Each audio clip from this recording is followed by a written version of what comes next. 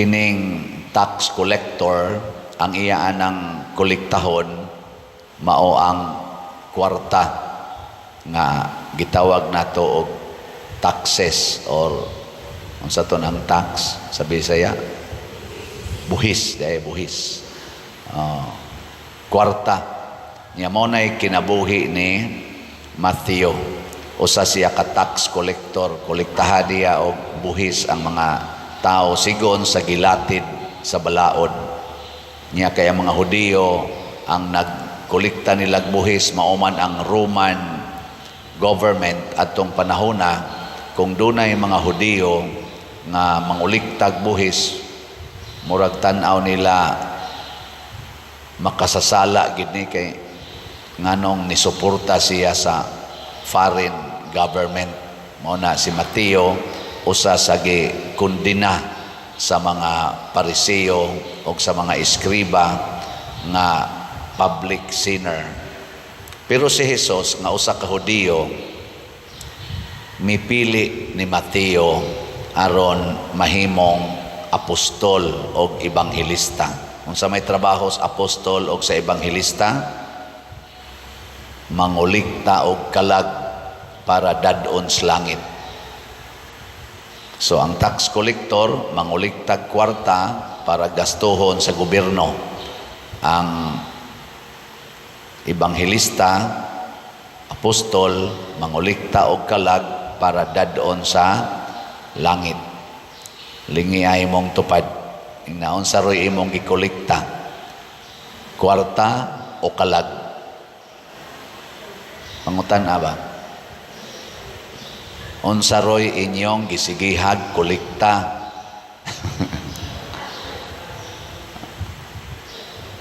Kita din sa simbahan, unsay atong gisigihag kolekta?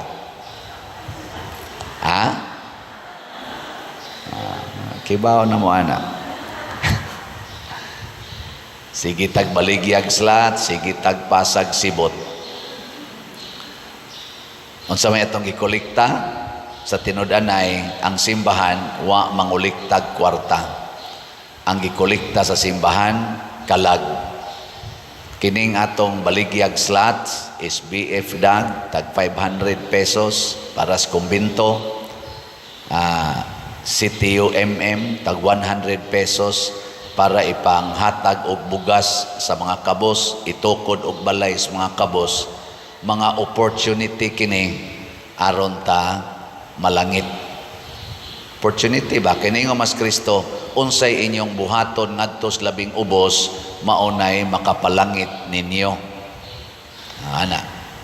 Mao na gitagaan natong opportunity. Kinisang sibot ato ikolekta dinhi, gamiton sa dinatos pagpalambo sa atong operating expenses sa atong mga lugar dinhi ug uban pa mga projects. Pero kung ang atong pagkolekta dinhi kwarta para nagani pagpadato sa atong bulsa, labi na gyud kung ang atong gipadato ang bulsa na sa kolektor sa kwarta, kana mauna nay makapaimpyerno. So kung ikaw karon nagtrabaho, mag-overtime pagyud ka, kay ang imong kita, imong ipaambit ngadto sa mga kabos, dili lang kutob sa imong bulsa, congratulations. Ang imong pagpanguliktag kwarta, nakapangulikta og kalag. Ana. Usbaglingi imong tupad. Ingnaon sa imong gigamitan ro sa imong kwarta, para sa bulsa o para langit. Na kumusta rong imong kwarta, para ra ginas bulsa, purse o para sa langit. Mailhan nato ang mga tao nga nangitag kwarta para sa bulsa. Unsa man gyud unang timaan, mag-away na sila. Mag-away. Kay mag-ilog man, kay kaning atong bulsa, dako man kay nistanan, portigyong dako ani, bisan pag billions of pesos, bisan pag ganig trillions of pesos, dili gid ni mapuno. Unya kung daghan kayo ta, nga magsigig pangitag kwarta para isuod sa bulsa, porting away na to. Tan-aw la mo diya social media, diya YouTube, Facebook. Ang atong mga ahensyas gobyerno ang nag-in charge diha, kasagaran na nag-away. Klaro kayo, tan-aw na to, kani kay nag-away. Kay kani manggong atong gobyerno, mausad ang simbahan, amo gyud ang kalibutan, ang main source of life, murag life source sa usa ka institusyon, maggobyerno man or masimbahan, kana gyung kwarta. Kay nagkinahanglan manggitag financial kaning sana sufficiency niya. Kining taxes mo gini ang main source of income sa gobyerno. Bisag asang nasura, taxes gina. Mag-away na gina sige ang mga branches atong government gikan sa executive, judiciary, legislative. Kay kining maong mga branches sa akong ubos nga pagsabot, nangahimo ni sila aron maayong pagkagasto ang atong kwarta sa nasod. Kana bang maayong pagkapahiluna ba? Ang muhimog balaod, ang legislative. Ang balaod nakasintro nga naay transparency, naasay check and balance, control, aron dili mawaldas ang atong mga taxes. Nya ang mo implement sa maong mga balaod, mao ang executive branch, presidente, ay mga kabinet, uban pa diha. Nya dayon ang mohimog husay o judgment kung naay mga kalapasan, mao ang judiciary, Supreme Court, Department of Justice, uban pa diha mga korte-korte. Kung kining mga tawhana nga na-assign dinhi pulos nagsunod sa kabubuton sa Ginoo, wa magsunod sa kabubuton sa ilang bulsa, husay kayo ang nasod, malambuon kayong nasod. Nganuman unsa may kabubuton sa Ginoo, ni adinhi sa atong unang pagbasa, gibutang ni San Pablo diri, niingon siya, ako nga binilanggo tungod kay nag-alagad ako sa Ginoo, mag-awhag kaninyo sa pagkinabuhi nga angay gayod sa buluhaton sa mga tinawag sa Dios. Unsa maning kuana, pag mapaubsanon kamo, pag maaghop o pag mapailubon kanunay. Kumusta mga atorong mga government officials na ani? Kumusta man ang ato mga church officials na ani? Kumusta man ang ato mga church mandated organizations, mga unahon lang tong officers na ani? Uy, pag mapaubsanon, dili pagarbuhon, pag maaghop, dili accusing, dili judgmental, o pag mapailubon, dili magsigig away, sigig away. Ipakita ang inyong gugma pinaagi sa pagtinabangay, dili magsinungayay, dili magiyahay, dili magpinatyanay, magtinabangay. Kumusta man ato mga government officials karon, nagtinabangay o nagsinungayay? Ang ato mga church leaders, nagtinabangay o nag-iyahay? Bahala mo, di mo na inyong nakita. Paningkamuti aron mutunhay ang inyong panaghiusa nga hinatag sa espiritu, dili nang panaghiusa nga hinatag sa tao. Mag-declare og unity nya tawhanon, mahimo dayong disunity in few years lang or few months. Pinaagi sa panagdait nga nagbugkos kaninyo. Ya, unsa maning panagdait nga nagbugkos kanato? May usa lamang kalawas, may usa lamang ka espiritu, usa lamang ka paglaom nga gitawag kita sa Dios.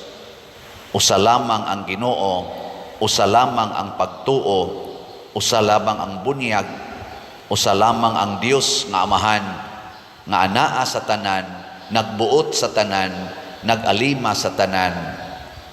Mao na ni ang bugkos sa kahiusa nga mosentro na tas Ginoo. Mo na pagtawag ni Hesus ni Mateo, sunod kanako, nakita dayon ni Mateo nga dili na ko mosunod og human authority, mosunod ko sa divine authority.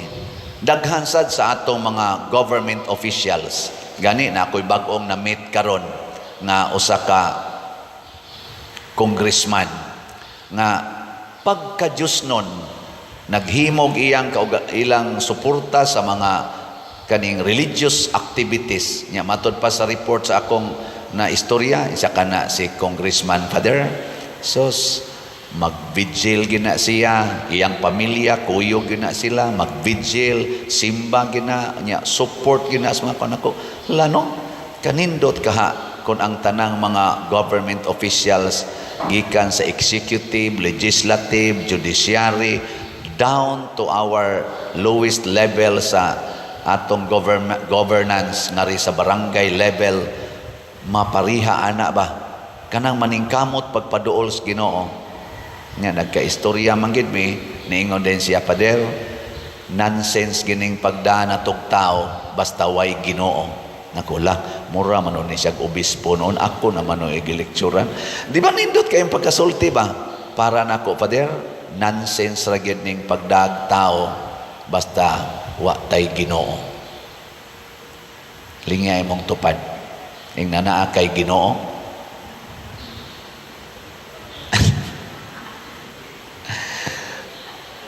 Ako bitaw nalingaw man ko aning ilang kaning budget hearing karon.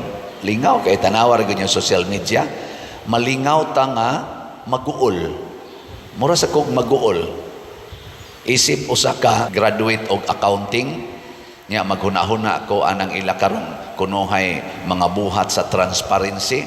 Maguol ko kay ngano man naay ahensya sa gobyerno nga gamay kay budget, gamay kay questionable nga mga transactions, maoy sigihan nilang kumbati gyud og kanang duki-duki. Ni ahinoy ahensya sa gobyerno nga dagko kayog budget, dagko kayog mga questionable nga mga transactions, mura lagwa. And that is unsa man na? Mediocrity.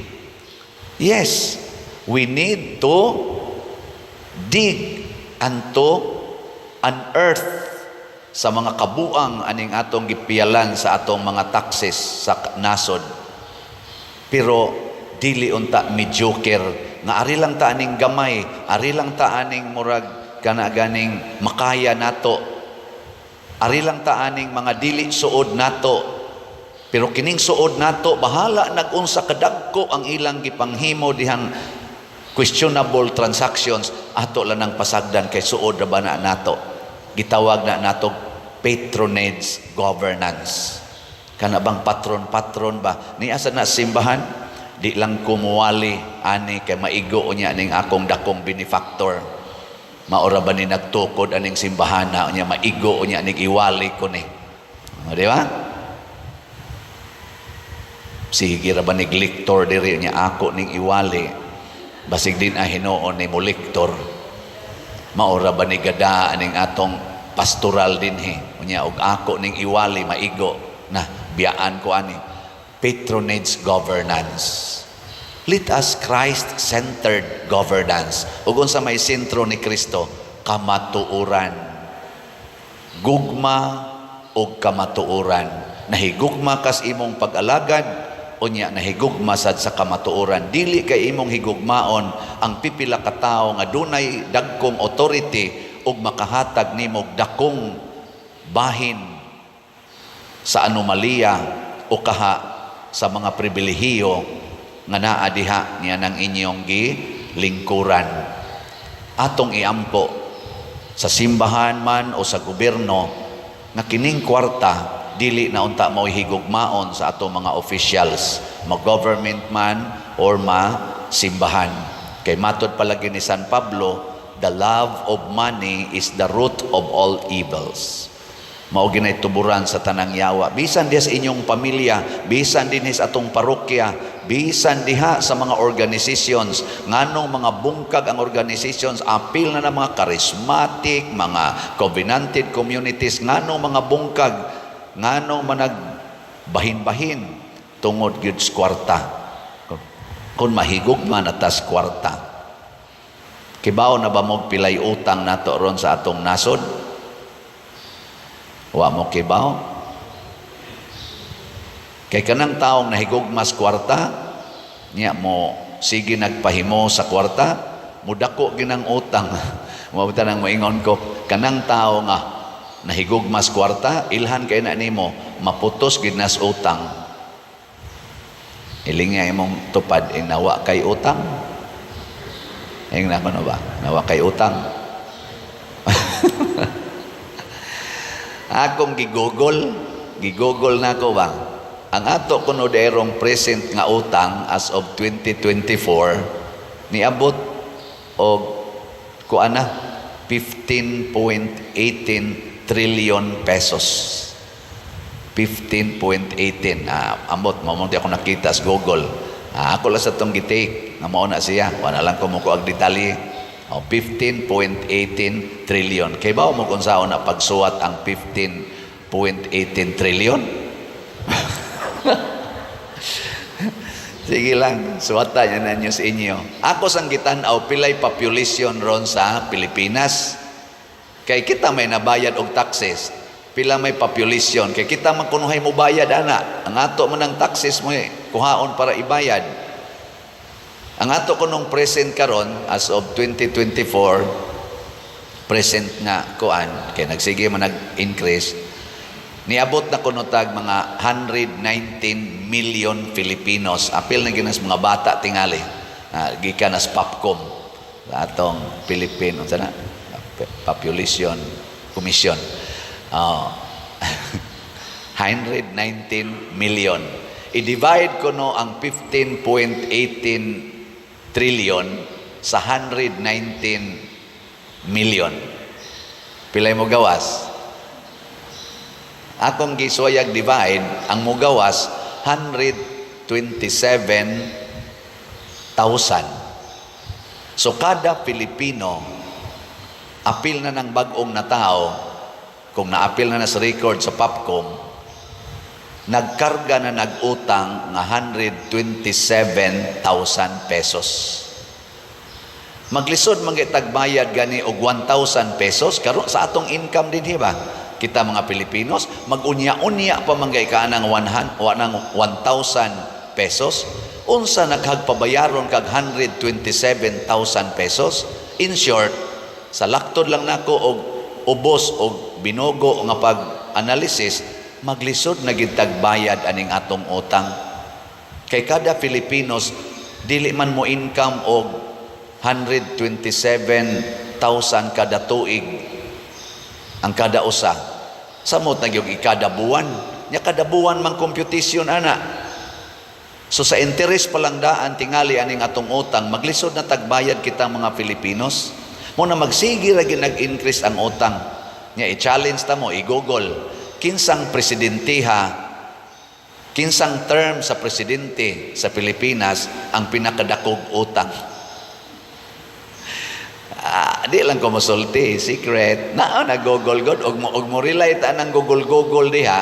Di man sa na accurate kayo, kaya kinahanglan mo na i-declare sa atong kaning gitawag nato official gyud nga branch sa atong government. Pero kalingawan lang nato ba, ang google. Malingaw ka Kamo na lay tanaw ana. Ay kuninyo ka, pasangin lang ko ninyo. Tanawa.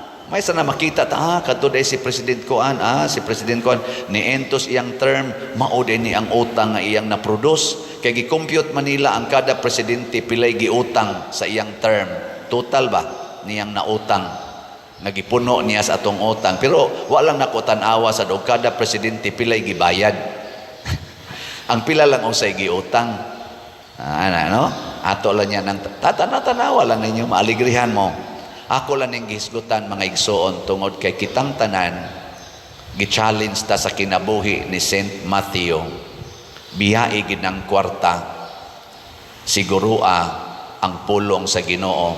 Sigurua ang ebanghelyo sa Ginoo nga moy atong isangyaw dili ang pagsigig pangwarta. Kay ang kwarta nga moy atong higugmaon musangko sa kagubot, musangko sa pagpinatyanay sa atong isig katao ug sa pagkabahin-bahin. Whereas kung atong gamiton ang kwarta sa pag-alagad sa Ginoo, ang atong kwarta mahimong tuburan sa panaghiusa, tuburan sa kalinaw ug kauswagan ug kaluwasan, lawas ug kalag.